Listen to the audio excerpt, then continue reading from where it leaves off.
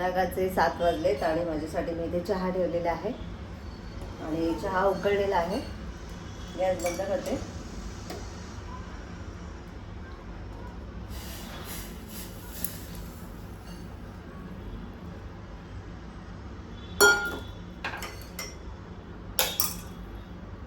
तर या मंडळी चहा प्यायला. नमस्कार मंडळी, मी माया मायागुरे या ब्लॉगिंग चॅनलमध्ये तुमचं संध्याकाळच्या वेळी स्वागत आहे.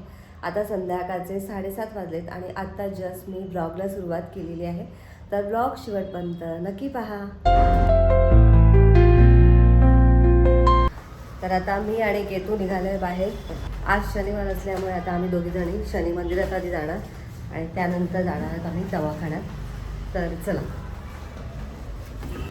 तर आता आम्ही पूल ओलांडून आलेलो. खूप घाबरत होतो पूल ओलांडायला, कारण तो ऑलरेडी एकदा पूल पावसाळ्यामध्ये वाहून गेला होता आणि आता तो नवीन बांधला आहे. परंतु तरी पण आम्हाला त्या पुलाची भीती वाटते.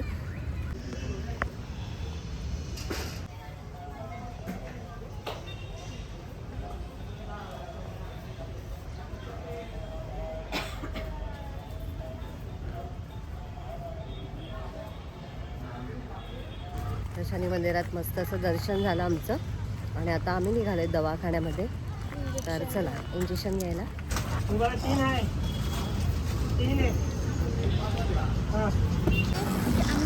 ते तू आणि मी स्टोरी ऐकत चाललोय की तुम्हाला स्टोरी सांगते, हॉरर स्टोरी. तर आता आम्ही आणि केतू डॉक्टरकडून आलेलो आहोत.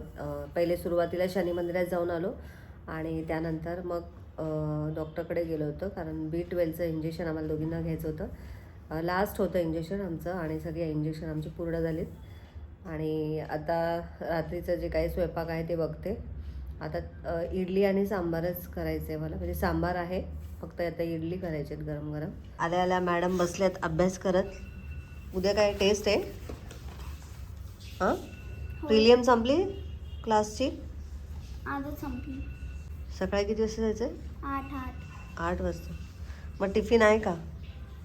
द्यायचं आहे टिफिन? बरं, ठीक आहे.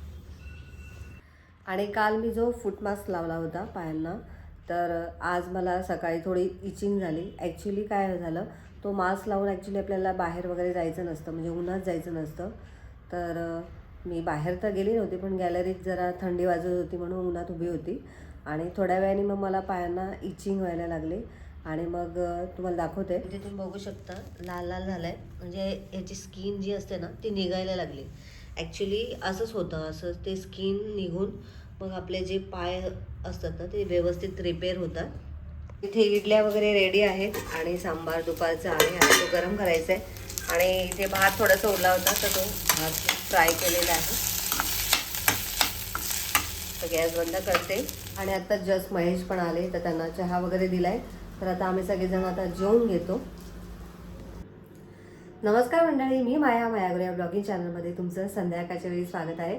आज रविवार आहे आणि आजच्या व्हिडिओमध्ये तुम्हाला कालचा म्हणजे शनिवारचा आणि आजचा असे दोन्ही मिळून व्हिडिओ असतील. तर व्हिडिओ शेवटपर्यंत नक्की पहा. इथे मी माझ्यासाठी चहा ठेवलेला आहे. चहा रेडी आहे, आता ओतून घेते.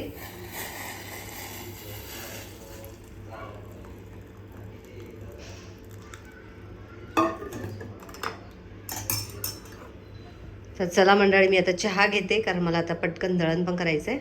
आणि इथे ज्वारी ठेवली आहे, तर ज्वारी निवडून मला वेदाला द्यायची आहे. तर आता माझा चहा पिऊन झालेला आहे आणि आता मी इथे नाचणी घेतलेली आहे, मोड आलेली नाचणी, जी की मी पंख्याखाली छान अशी वाळून घेतली आणि आता मी आज मिक्सरमधून बारीक वाटून घेणार आहे. तर चला पटकन हे आवरून घेते, कारण बरेच दिवस झाले, 2-3 दिवस झाले ही अशीच ठेवून दिली होती मी. तर आता हे करून घेते. या मिक्सर जारमध्ये आपल्याला ही नाचणी छान अशी ग्राइंड करून घ्यायची.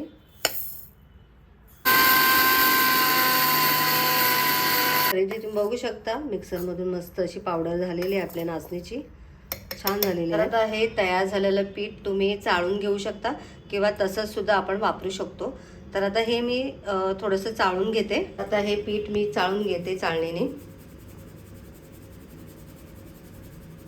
आणि तुम्ही बघू शकता इथे थोडं लालसर तुम्हाला हे दिसतंय कोंडा. तिथून बघू शकता चाळणीने चाळल्यानंतर अशा पद्धतीने आपलं पीठ रेडी झालेलं आहे. तर तुम्ही चाळलं नाही तरी काही हरकत नाही आहे. तर एकदम मी बारीक असं नाही चाळून घेतलेलं आहे. माझी जी गव्हाची पिठाची चाळणी आहे त्यानेच मी चाळून घेतलेलं आहे. तर बऱ्यापैकी चाळून निघालेलं आहे. आणि जर का तुम्हाला चाळायचं नसेल तरीसुद्धा काही हरकत नाही आहे, ते सगळं पौष्टिकच आहे. तर आता हे सगळं मी चाळून घेते अशाच पद्धतीने. तर आता इथे सगळं पीठ माझं चाळून झालं आहे, तुम्ही बघू शकता. आणि हे जे उरलेलं आहे ते परत एकदा मी मिक्सरमधून बारीक वाटून घेणार आहे. तर अशा पद्धतीने आपलं झटपट असं नाचणीचं पीठ तयार झालेलं आहे. ह्याला नाचणी सत्वसुद्धा तुम्ही बोलू शकता. आता यामध्ये तुम्ही बदाम वगैरे पण यात कुटून टाकू शकता, म्हणजे मिक्सरमधून बारीक वाटून टाकू शकता लहान मुलांना देण्यासाठी. बदाम, काजू, आणि मग ते तुम्ही त्यांना खिरीच्या स्वरूपात खायला देऊ शकता. तर आता लहान मुलं तर आमच्या घरात कोण नाही आहे, त्यामुळे आता ह्यापासून काही पदार्थच मी बनवेन, डोसा वगैरे अशा पद्धतीने, किंवा भाकरी वगैरे. तर आता हे फर्स्ट टाईम मी घरच्या घरी हे नाचणीचं सत्व तयार केलेलं आहे, नाचणीचं पीठ तयार केलेलं आहे. चला आता हे जे उरलेलं आहे हे सुद्धा जरा मिक्सरमधून बारीक वाटून घेते. इथे तुम्ही बघू शकता आपलं नाचणीचं पीठ तयार झालं आहे. तुम्ही याला नाचणी सत्वसुद्धा बोलू शकता. तर मस्त असं आपलं हे पीठ रेडी आहे. आणि आता आपण हे कशासाठीही वापरू शकतो. आता 11 वाजलेले आहेत आणि आता मी व्हिडिओचा इथेच एंड करते. आजचा व्हिडिओ तुम्हाला कसा वाटला कमेंट करून नक्की सांगा. व्हिडिओ आवडला असेल तर व्हिडिओला लाईक करा, शेअर करा, चॅनलला नवीन असाल तर सबस्क्राईब करा. भेटूया नेक्स्ट व्हिडिओमध्ये. तोपर्यंत बाय बाय.